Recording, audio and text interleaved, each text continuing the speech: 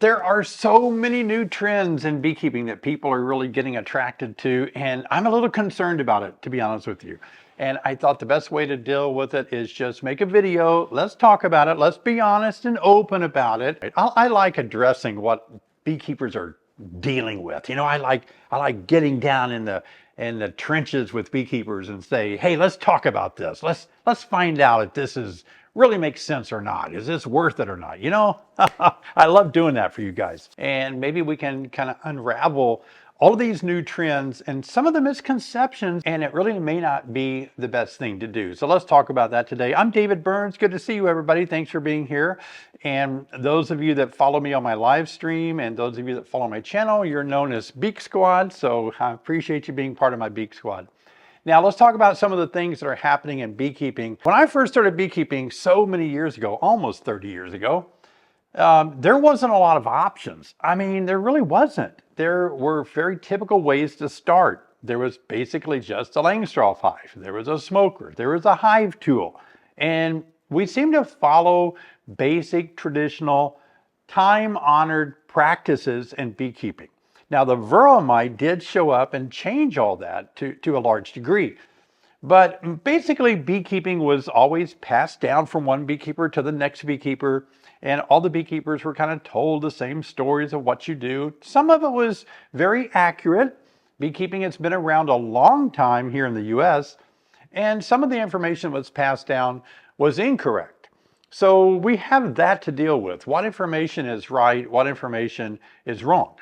But now I see something that I want to talk about, and I've got to admit, I'm right in the mix of it.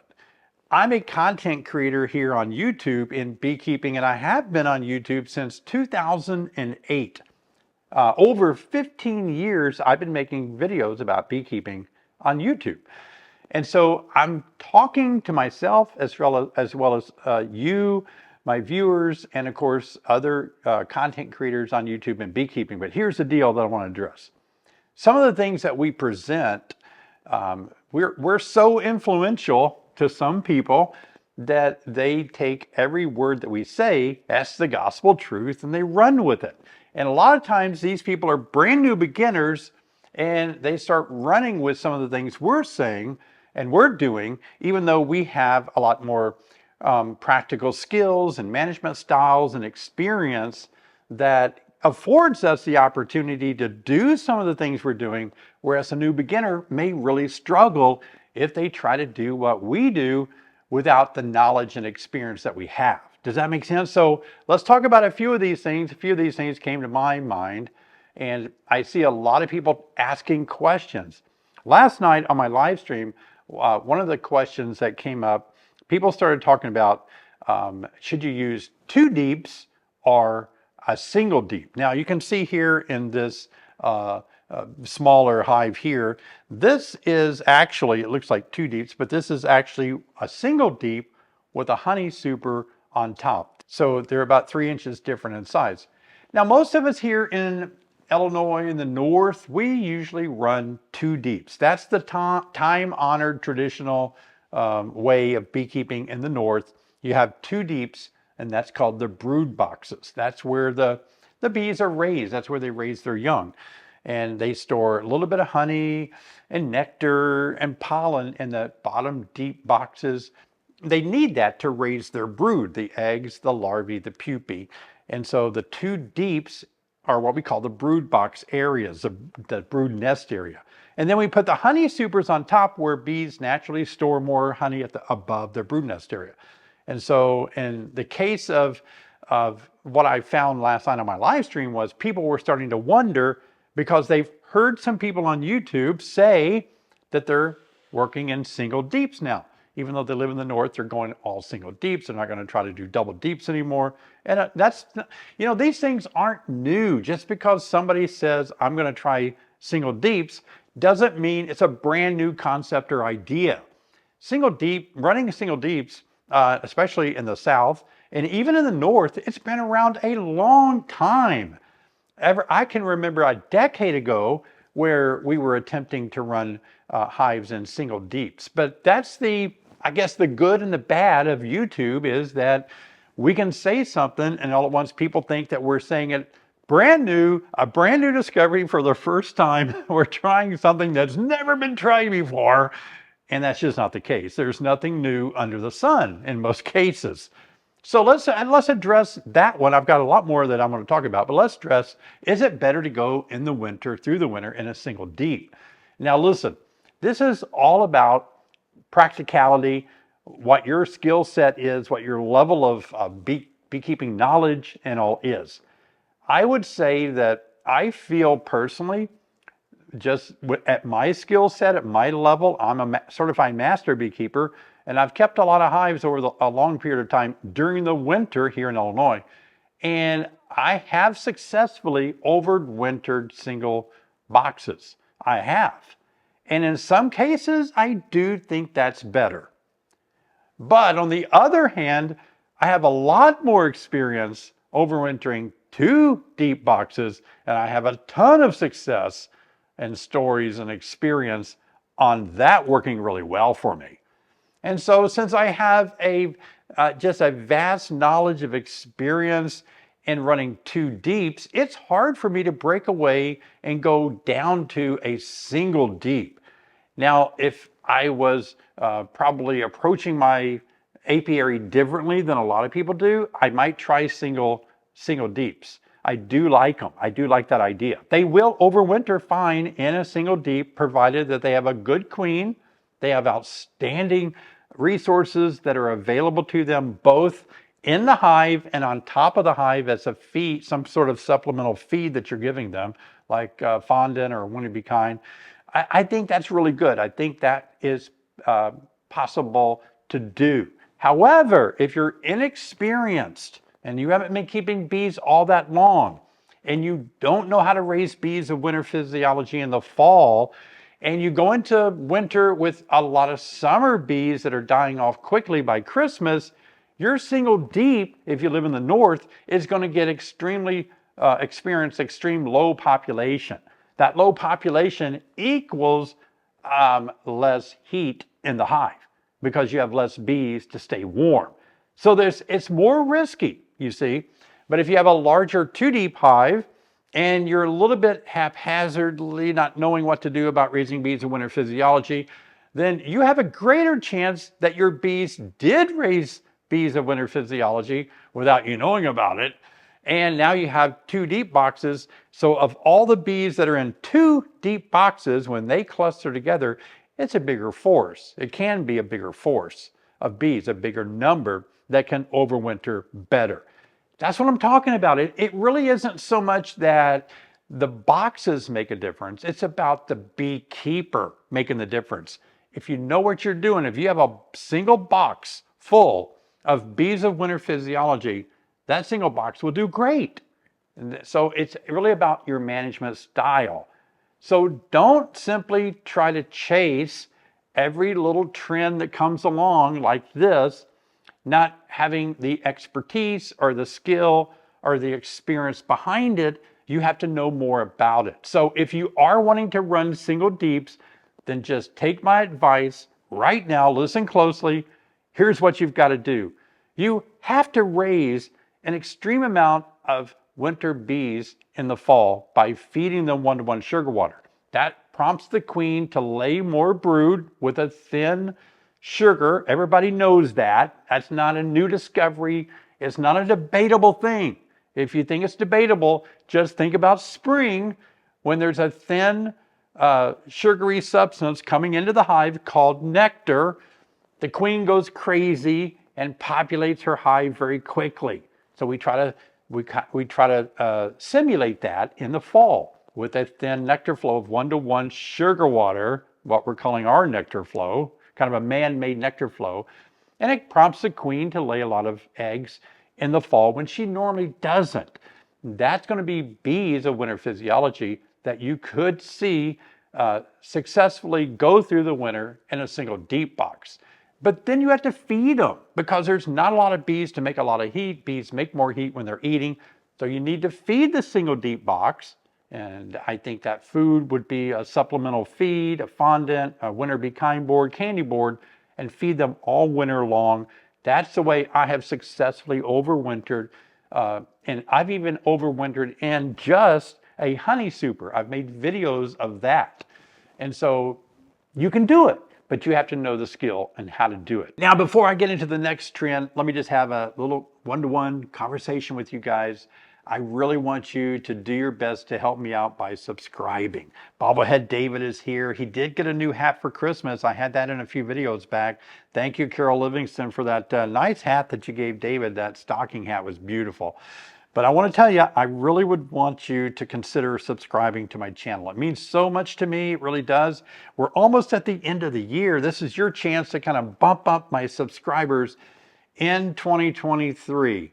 Can you help an old guy out and do that? I appreciate it. Let's get back to these trends. Another trend, I mean, a video is made and all at once everybody wants to do it. So there's been videos made recently, I'd say in the last 5 years, where people have been making videos on dipping your boxes. This was brought up on my live stream last night. Wax dipping has been around a very long time. It's not something new. It didn't just start a few years ago. I remember a commercial beekeeper that I worked with, I think 15 years ago, was dipping his boxes in wax, you know, a decade and a half ago. So it's been around, and probably longer than that.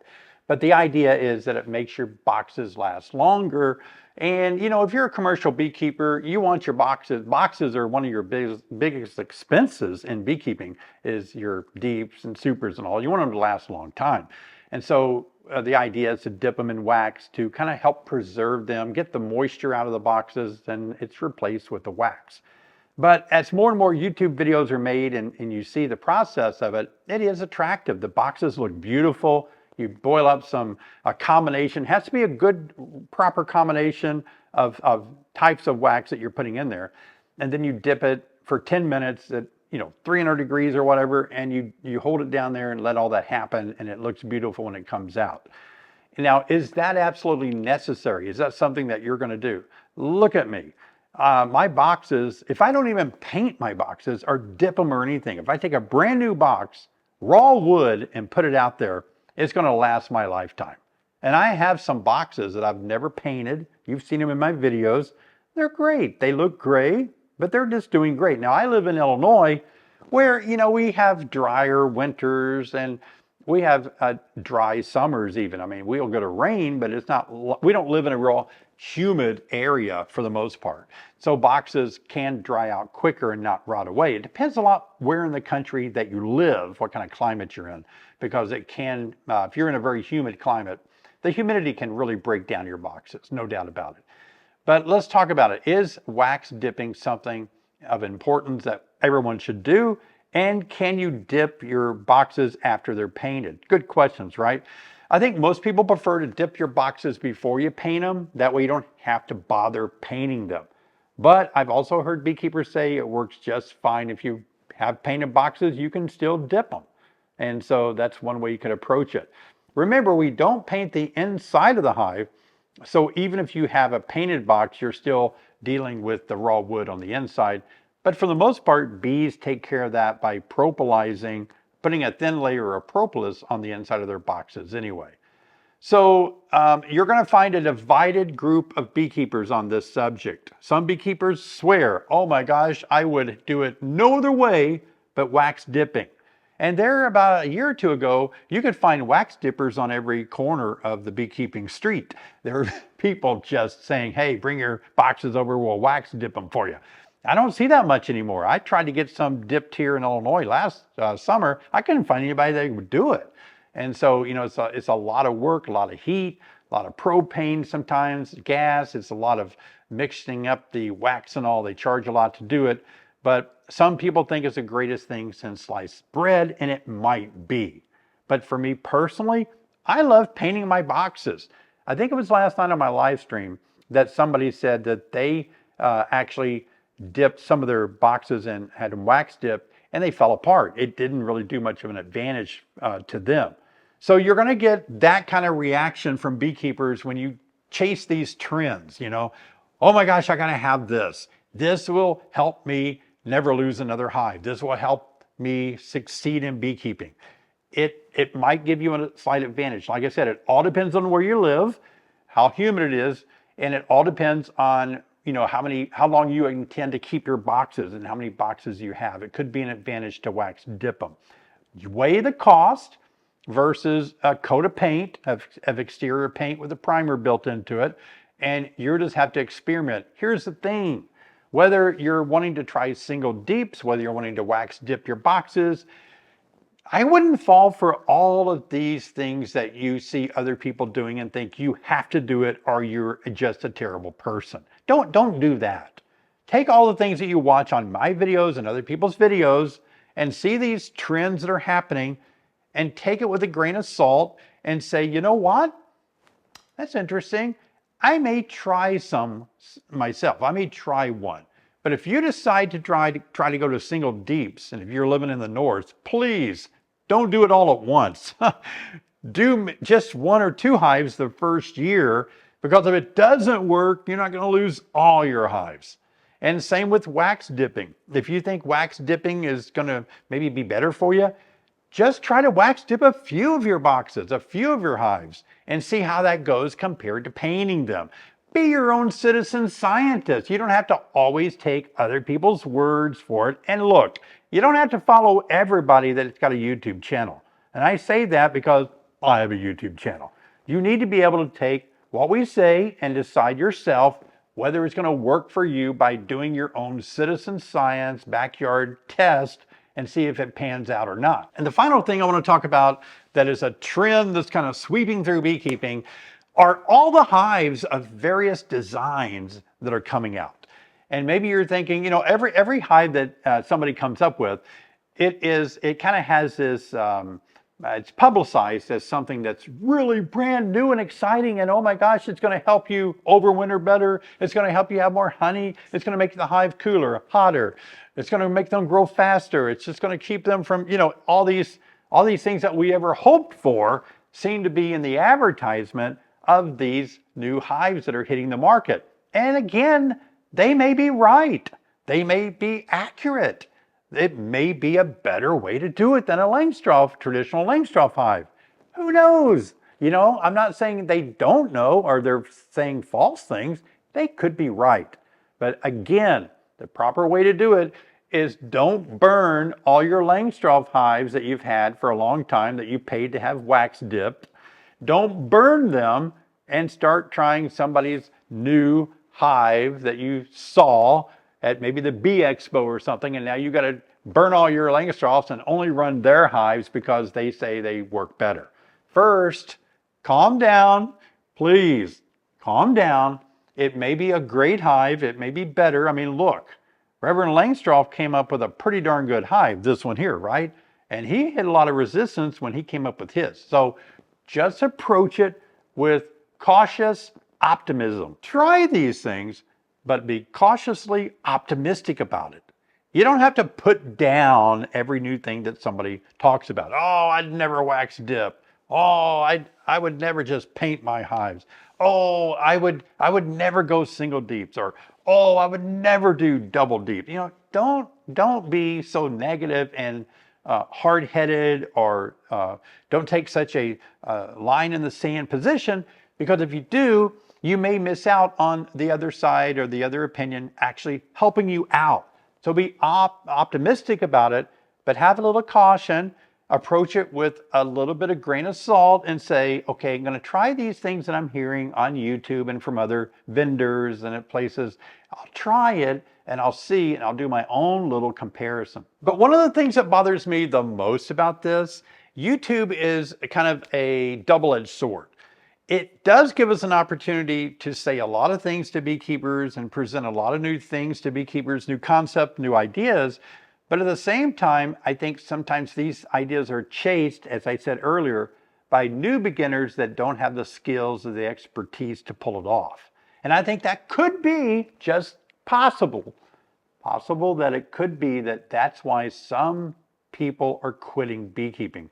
They're trying to mimic what experienced beekeepers are doing on YouTube without the experience, and they just can't make it happen. And another thing I want to make you aware of, especially all of you that are new beginners starting out next year, or if you've been keeping bees less than 5 years, Oh, I kind of hate to say this, and I don't mean any ill will by it. I'm just on the up and up. I'm just saying things honestly today, but here's the deal. Beekeeping is a salesman's paradise. Oh my gosh, do you know what I mean? So don't take it the wrong way. I'm a salesman. I have a business. I try to sell things. I get it. I'm not talking about anybody else. I'm just saying that in beekeeping, it is a salesman paradise. And what I mean by that is beekeepers want to keep their hives alive. Beekeepers want the best for their bees. And so in response, there's a lot of companies, a lot of businesses coming out with concepts, ideas, and products that promise to do just that. And a majority of them are beneficial. I'm not saying they're not. I'm just saying there's so much out there. You got to really understand that, like I've always said, everybody's a salesman. If you're a husband, you're trying to sell yourself to your wife. If you're a wife, you're a salesman to your husband. You know, you're always trying to, if you're a child, you're trying to sell a deal to your parents so you can buy a car or something. Everybody has a little bit of salesman in them. So I understand it. But with that knowledge, just understand that when you walk through vendor places, when you watch YouTube videos and people are selling things, take it with a grain of salt. Look at their credentials. How long have they been doing it? You know, do they have a history behind them of this product working? And another final thing I want to leave you with, this is what I use. You can just mimic what I do. Okay, here it is. Somebody comes out with something new. What I do is I like to stay about a year or two behind. Now, I have an iPhone 14. I just recently bought an iPhone 14. There's an iPhone 15, right? I'm not going to buy a 15. I'm just kind of that way. If I'm buying a truck, I'm not going to buy a 2024 truck. I'll usually buy a 2021 truck because I feel like it's something my dad taught me, that sometimes new things are great, but they haven't worked all the bugs out yet, right? So that's another way you can approach these things that are these trends, these concepts and trends and products. I like to stay one behind. In other words, give it a year and see what people are saying about using it for a year. Did that really work for you? Because I've heard a lot about it. How's it been going for you? And after a year, you still need to tinker into it with it a little bit, not a whole bunch at one time. Nothing is going to replace hard work, learning about bees, developing experience and your management skills. Nothing can be better than that. No new hive is going to be better than that. A single box versus a deep box is not going to be better than you working hard at learning and picking up new skills and really knowing about bees. That makes sense? I just feel like I just want to be honest with you guys and tell you. Now, all of us like to spend money on the things that we love, you know? And so you love beekeeping, you want to spend money, and if that's your thing, go for it. I'm not telling you that. I'm not telling you not to do it. If you got money to spare and you want to go try something new and try these experiments, by all means, do it. I think that's beneficial. We're going to learn a lot. But I would just challenge you not to put all your eggs in one basket based on one thing that one person said. Give it some time, see if it really works out for you. In my last live stream, I talked about the mistakes and the challenges that beekeepers face during the wintertime. If you didn't get a chance to join me for my live stream, you can watch the replay right here. I'll see you guys over there.